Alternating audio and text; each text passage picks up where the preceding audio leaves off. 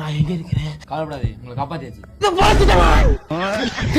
எப்படி நான் பிடிச்சேன்?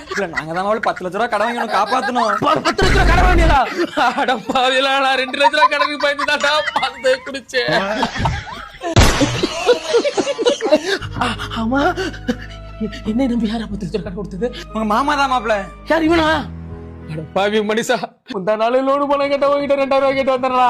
அதை நீ கொடுத்துருந்தா இன்னைக்கு நான் அந்த மாதிரி மருந்து குடிச்சிருப்பானா? இல்ல மாப்பிள்ள, எங்க நீங்க போயிட்டீங்கன்னா நான் கொடுத்த 10000 ரூபாய் கொடுக்காமலே போயிருவாங்க தான் மேற்கொண்டு 10 லட்ச ரூபாய் போட்டு உங்களை காப்பாத்தினேன்.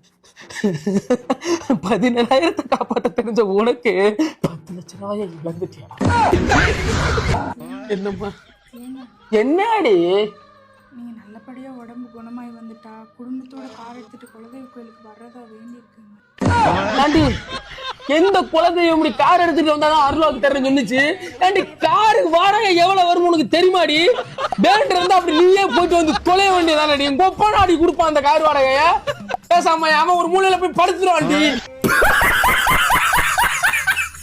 மாப்பிள்ள, நீ குணமாகி வீட்டுக்கு வந்துட்டீங்கன்னா உங்க சொத்தை அனாத ஆசிரமத்துக்கு எழுதி விட்டுட்டா சொல்லிட்டு. ஆனா அனாத பேர நானே சொத்துக்கு பிச்சை எடுக்கிறேன்டா. பேசாம எனக்கு கொட்டுருக்கலாம். என்னப்பா சரியா வீட்டுக்கு வந்தா டூருக்கு போயிட்டாங்கப்பா.